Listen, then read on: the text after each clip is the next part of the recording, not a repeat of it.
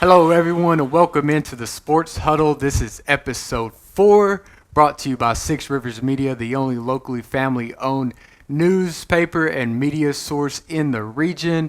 I'm Dylan Young with my friends J.D. Vaughn, Jeff Birchfield, and Andrew Smith. We'll welcome you back. Guys, it's good to be back here with you. We had a very entertaining Friday night. Big region games, some big games happening. We'll get to those in a minute. And some big games happening here in week 4 of the Tennessee High football season. And we'll get to those as well. But first, we'd like to thank our sponsor, Lazy J Farms Old Fashioned Butcher Shop, for sponsoring the podcast. Lazy J Farms has been raising the finest cattle and all-natural pork for 3 generations on the family farm in Fall Branch. Their blonde Aquitaine herd offers a leaner, healthier, and more tasteful beef. And the butcher shop is local, farm to table, and 100% authentic. This is the way your grandfather shopped for me, with steaks cut to order, quality assured, and ready to ship to your door. Open Thursday through Saturday on Bloomingdale Road in Kingsport. Come see us. All right, y'all, let's jump right into it. Week 3 recap. I think first we got to start off with last week's Sports Huddle game of the week, the 54th musket ball between David Crockett and Daniel Boone.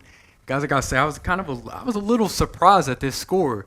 David Crockett won on Friday night 35-7 against Daniel Boone, ended up taking a 28-0 lead at halftime and just finishing it out from there. I want to get your thoughts from each one of y'all. JD, I'll start with you first. What were your thoughts of this game?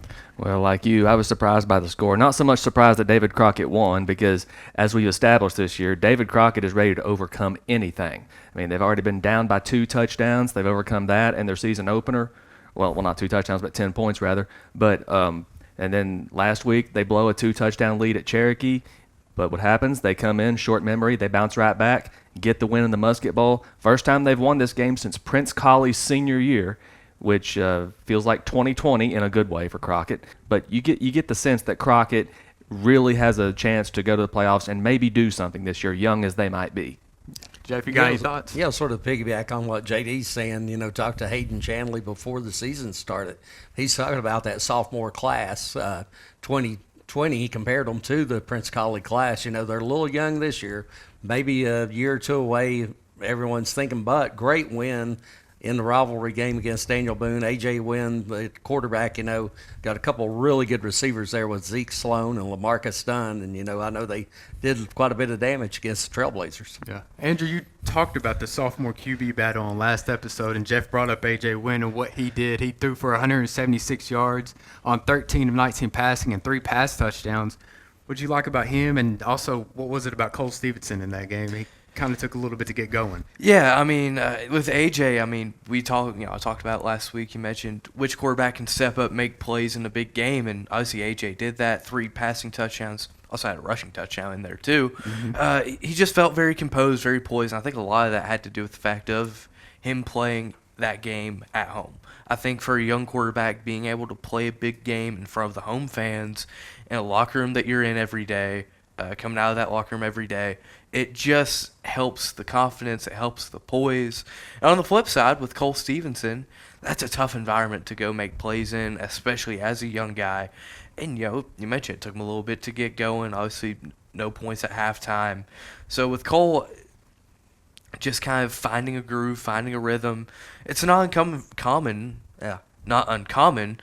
for young quarterbacks to take a little bit of time, a few games into their first true season as the guy to really start to build momentum and to have a feel for things. Yeah, of course. And, you know, before this game, none of the players on David Crockett's roster had won a Musket Bowl. And, you know, of course, that changed on Friday night. Senior Zeke Sloan and LaMarcus Dunn came up big. Zeke Sloan had 3 touchdowns. He had two reception touchdowns from A.J. Wynn there in the first half, and then had another one in the first half, too, to help that 28-0 lead to start the third quarter there. And David Crockett just finished it from there. And like I said, I was just a little surprised. I thought it would be a little closer. But David Crockett really showed what they were about, that sophomore class. And, you know, even, you know, the seniors are stepping up, making really, really good plays for this Pioneers team. On to Dobyns-Bennett and Westridge. JD, you were at that game.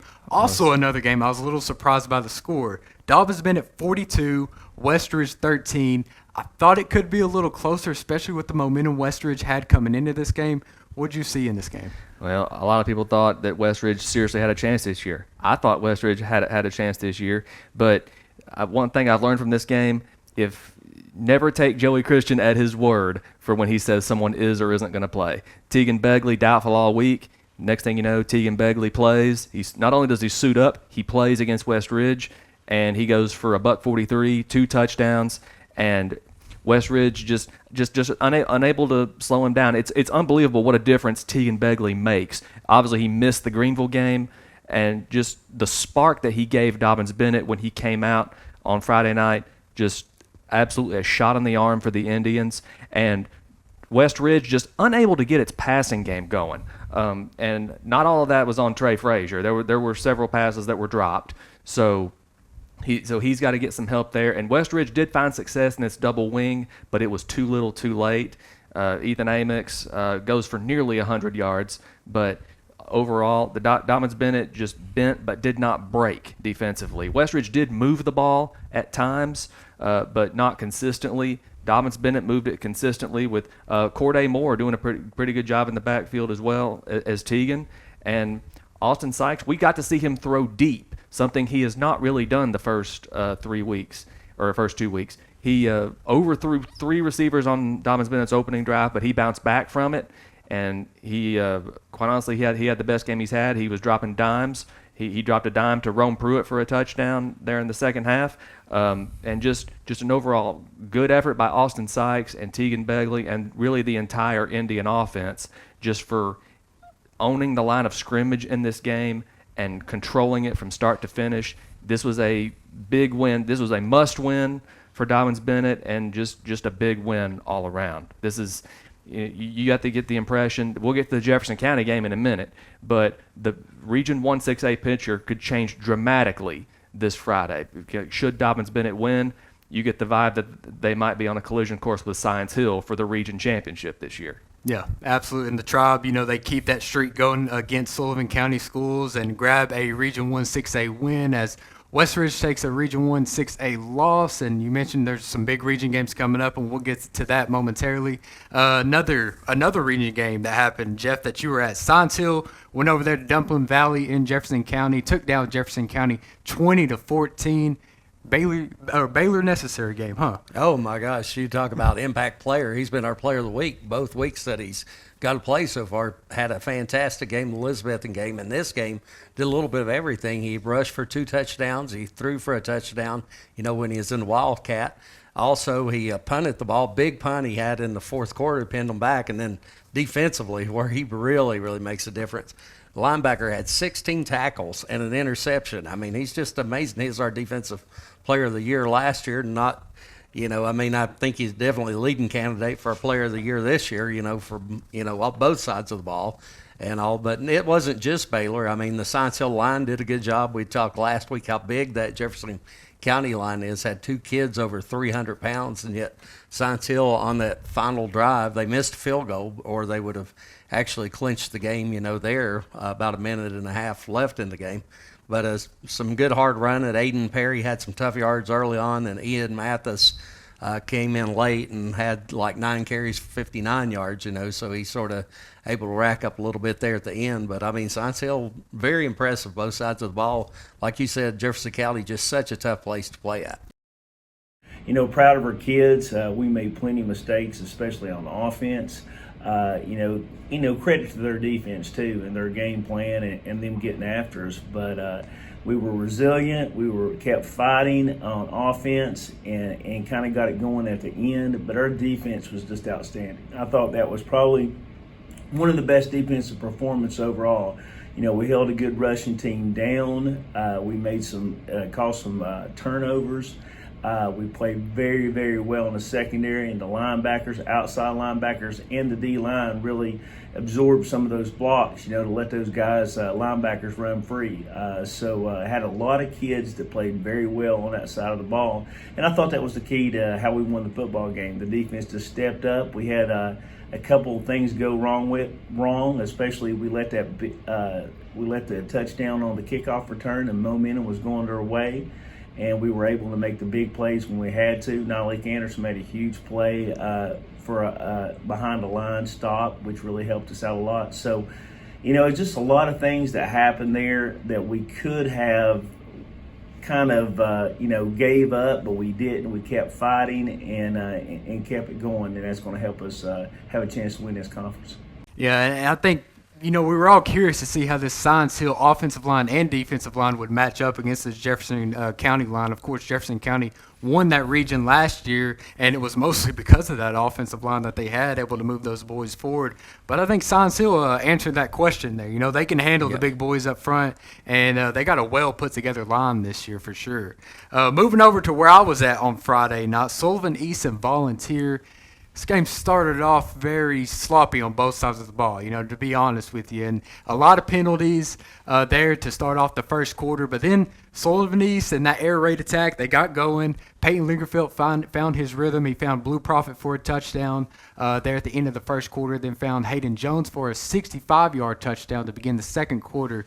And within a span of 5 minutes, Sullivan East was up 14-0 on Volunteer. And winding down that second half, Volunteer actually found some momentum there. They threw a 41-yard heave to score on a last-second touchdown there in the first half. And that momentum carried over, and they tied the game there in the third quarter. And Sullivan East ended up breaking that tie with a field goal. But Volunteer marched down the field, I think it's like 85 yards, took the lead 21-17. With 8 minutes to go in that game, and that was just too much time for Lingerfeld and the offense to work downfield. They marched 83 yards down the field, down the field, and Blue Prophet on that last drive had 4 receptions for 48 yards to really help them. So, you talk about half the yards that they had to go, Blue Prophet had, and Peyton Lingerfeld was just finding him, and Prophet was doing a good job getting into open space there. And once they got down there to the 8-yard line, offensive coordinator Stan Badwell over there at Sullivan East drew up a little quarterback run play. Peyton Lingerfeld ran it perfectly and scored the touchdown, put Sullivan East up. And Volunteer had about 3 minutes to try to put something together to, maybe take the lead and win this game, or even maybe a possible field goal. But they were just trying to air it out there on that final drive, and just couldn't get anything together. And that defensive stop for Sullivan East sealed the game from there. And Peyton Lingerfeld, we talked about him. Andrew, I know you and I have talked about him trying to find his rhythm. I think he did that on Friday night. He finished 28 of 36 through the air for 295 passing yards and 2 passing touchdowns. And, of course, that lone rushing touchdown being the go-ahead touchdown to give Sullivan East that win. Their first win of the season, and a big Region 1 4A win for the Sullivan East Patriots there. But I do want to give a shout-out to Keelan Relaford on Volunteer. He's been putting up numbers on the backfield, the running back there for Volunteer. He had 161 total yards in that game last Friday against Sullivan East, and he put up over 200 yards against Lakeway in Week 2. So he's been doing a really, really good job for the Falcons over there at Volunteer, and kind of helping them out. But good win by Sullivan East, of course, 24-21 against Volunteer. Really back and forth game. Sullivan East ends up prevailing in that game.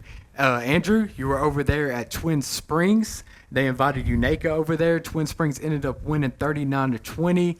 I think your game kind of started out with a lot of penalties too. What'd you say?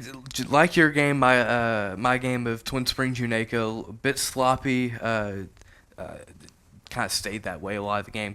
Teams combined for 35 penalties.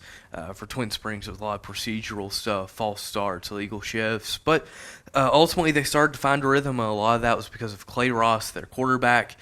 He was just a massive threat running the football. 267 rushing yards and 4 touchdowns. That's not something you normally see out of a quarterback, but Twin Springs had a lot of success running him, both in option plays and just straight-up designed quarterback runs.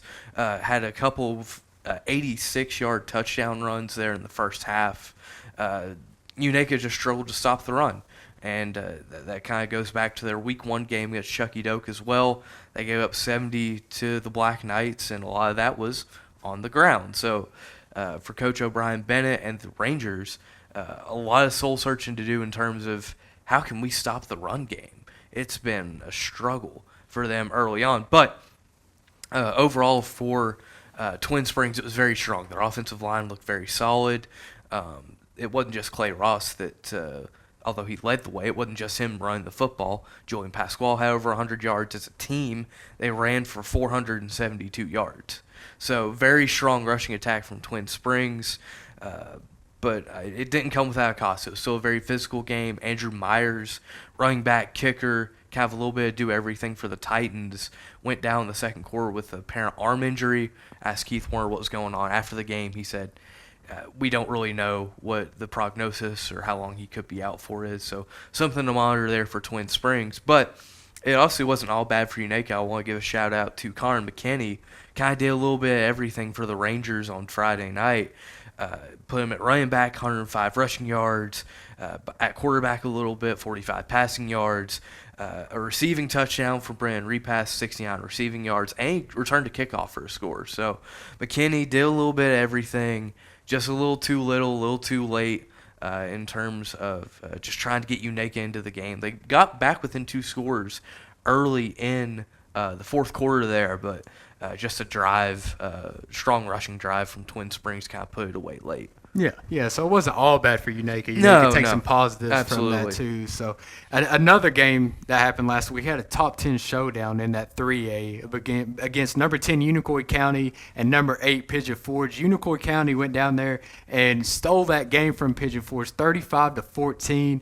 Guys, I think Unicoi County passed the test. You got thoughts, JD? I don't know if stole is the right word. Dominated might be more of the right word. Pigeon Forge runs that smoke and mirrors wing tee offense, and Coach Scott Meadows is famous for it. The retiring Coach Scott Meadows, I might add.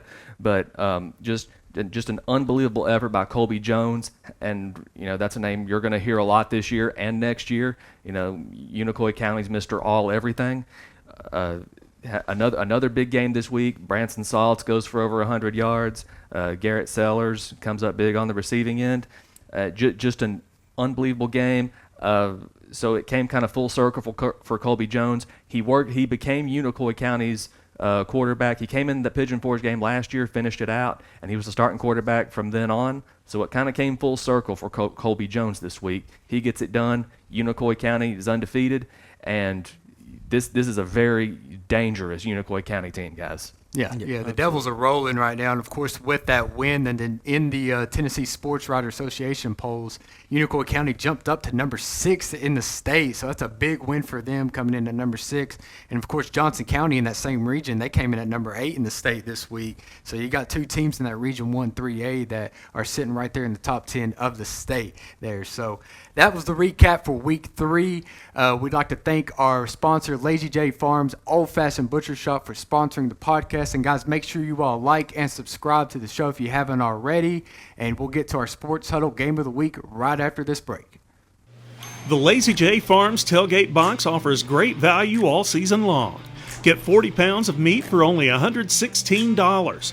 That's 5 pounds of beef patties and 3 pounds of chicken breasts, 1 pound of thick cut bacon, 3 packs of premium beef hot dogs and 2 packs of Chicago dogs, and 4 pounds of thick cut pork chops, all for $116 at Lazy J Farms Butcher Shop in Kingsport. Visit us online at lazyjbeef.com. All right, y'all, time for the Sports Huddle Game of the Week, and we got a good one this week of Region 1 6A battle, and this has been a really, really good one the past few years between Jefferson County at Dobyns-Bennett. Of course, the Patriots of Jefferson County come up to J. Fred Johnson Stadium to play the Tribe this year. JD, what do you got for us?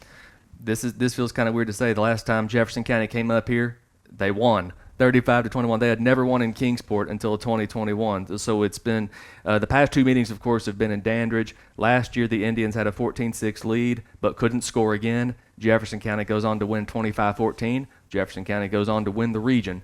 First time in a long time. You're talking almost 30 years. 1994, if Jefferson County wants to repeat as region champions, the Patriots must have this game because a loss drops them to 0-2 in the region and potentially knocks them out of the conference championship race. They could still potentially get a home playoff game depending on how things play out, but if they want to control that, they have to have this game. So does Dobyns-Bennett. Let's throw out a scenario here. If Jefferson County beats Dobyns-Bennett beats Science Hill, you're looking at potentially a 3-way tie for first place. So this game is big for a variety of reasons in terms of standings.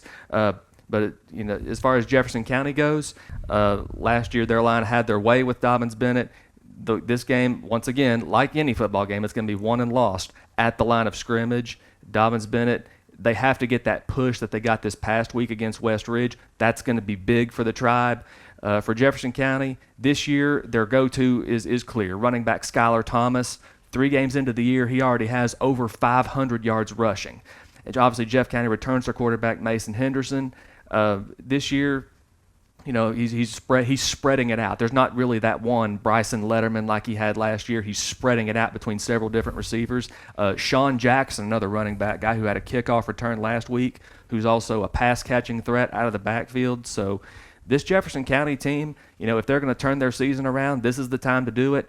And this is also the time, if you're Dobyns-Bennett, this is the time for the Indians to make a statement. And Joey Christian, we'll get his thoughts on this game here in just a moment. They are big, physical guys. I mean, it reminds you a lot of Greenville in the way that they're so big and physical up front.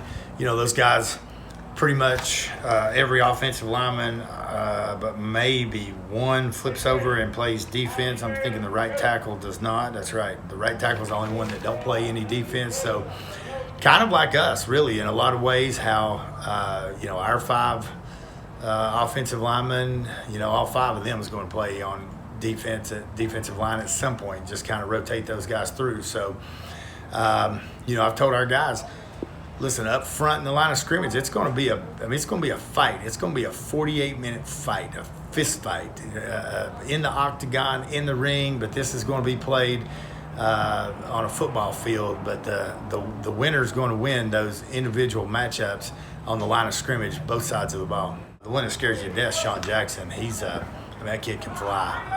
I suspect he's the fastest guy on their team.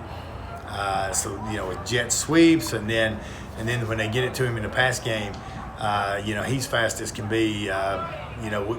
We've got to get him hemmed up. We can't get him in open space. If he's in open space, it's probably going to be a touchdown. We certainly need a big crowd. Our kids need the support. I think they've showed in our 2 home games. We're an exciting team to watch. So we need Jay Fred to be rocking Friday night, and maybe that can play in our favor. That's that can be and should be a big advantage to us when the band and the spirit shakers, the cheerleaders, and everybody's there, student section, and then along with all the other crowd. If we get the bigger crowd we have, the better it's going to be. We need a lot of people there Friday night. That game kicks off 7 o'clock, J. Fred Johnson Stadium this Friday night. A huge game, guys. And speaking of big games, Jeff, speaking of Science Hill, they host a Union team. You talk about the unstoppable force against the immovable object. Union has not been scored on this year. Yeah, they've played 2 games so far this year. Union out of Big Stone Gap, Virginia, and they've won 100-0 in their 2 games. They beat Lee 47-0 last week. Ridgelands 53-0. Union's got some players. Pretty skilled guys. Cam Bostic, he's the quarterback. He played wide receiver for them last year. Braxton Bunch, he's another guy who can do it all. He's a little bit like Baylor Necessary we talked about for Science Hill. I think last week he had a punt return for a touchdown. He had a receiving touchdown. He can run the ball. He can do a little bit of everything that they need right there. And then up front, another team's pretty big up front. So Science Hill's going to have a challenge with that. But I believe the Hilltoppers, showed last week against Jefferson County they can handle a big line like that, but it promises to be a pretty good game there at Kermit-Tipton Stadium. Yeah, absolutely. And going into that game, Science Hill looking for their first 3-0 start since 2017. And, we spoke on the top 10 in the state in the TSWA polls. Science Hill did come in at number 10 there in Class 6A. So getting some respect from the Riders across Tennessee there, coming in at number 10 in the polls. A few other games we can look at this week to preview. Got Cherokee going into Elizabethton for a Region 1 4A battle there. And Cherokee has not beaten Elizabethton since 2003, and that was in the first round of the playoffs there. So Cherokee trying to kind of break that long losing streak against Elizabethton. And Cherokee does look a little better this year. And Elizabethton looked really good against Granger. But you just think, do you give Cherokee any kind of chance going into Elizabethton? I mean, JD, do you give it? Well, the Cherokee, chances aside, if Cherokee wants to have a home playoff game, this is a game they need. And same goes for Elizabethton, especially when you think ahead, between Elizabethton and Greenville. That's way down the road, obviously, but this is a game that both teams need if they want a chance to host a playoff game. Landon Jeffers got to do his thing. Obviously, Cherokee, with the loss last week, they had won, 6 of their last 7 regular season games.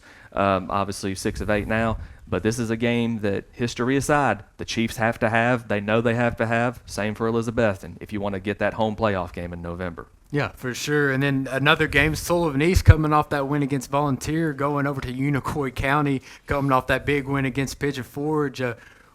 What are you liking in this game, Jeff? Well, I mean, JD talked about Kobe Jones earlier. I mean, he's just such a fabulous athlete, whether you're talking football field, basketball court, the baseball diamond. I mean, he sort of leads that group. I mean, I know we talk about some of the same guys.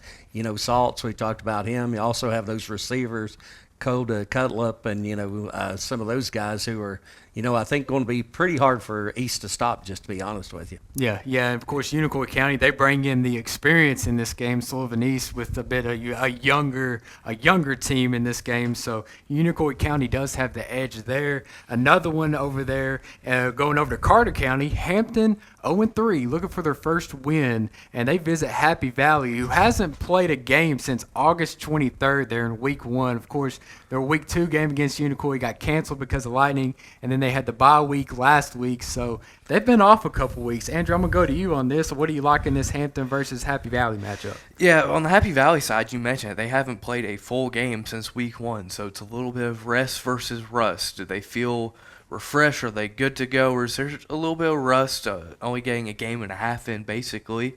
How do they respond to that? Meanwhile, Hampton, when I talked to Michael Lunsford during media days before the season got started, he said, hey, these first 3 games we got, they're going to be tough on us. We're playing up all 3 games in classification, and he's like, if we can win those games, great, but honestly, we just want to get things we can improve upon and stay healthy, and I think they've been able to do that. As frustrating it might be for the folks in Hampton, but the big key for me will be, can Hampton get the running game going? Dominic Burleson, we know what kind of threat he can be in the running game. Obviously, one of the top rushers in the area last year, had another strong start this year at times, but the big reason I say that is in Week 1, Happy Valley played a Cloudland team that runs a similar type of offense in terms of the fact that they are run heavy, and they didn't give up any points.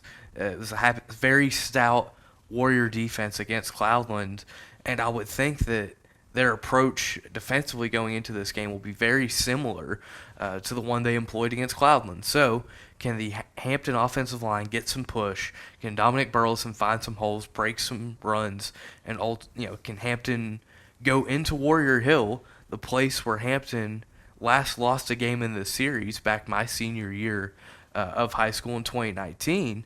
Can they go into Warrior Hill and get a win? It's going to be a tough environment. We know that Happy Valley can be rocking, but that's going to be the big key for me. Hampton's offensive line versus Happy Valley's defensive front. Yeah, and you gotta wonder if Happy Valley's going to be rusty or resty, Exactly. Taking some of that time off there. So there are some previews for Week 4 games in Tennessee high school football.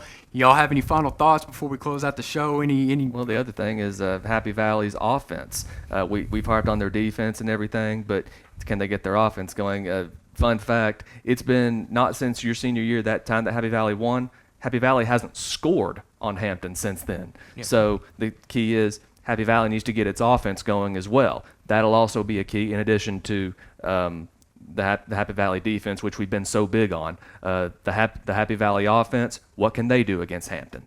Yeah, great point, JD. You got something, Jeff? Just seems like time flies when you're having fun here at this high school football season. Already a third of the way into the regular season here. Yeah, it's hard to believe that this Friday, we'll be covering Week 4 games, and we are flying through it. So make sure y'all check out JohnsonCityPress.com, TimesNews.net to read all the full game stories and the preview stories of the high school football season. Follow us all football season long here on the Sports Huddle podcast, and we'll bring you all the insight and the discussions taking place in the area.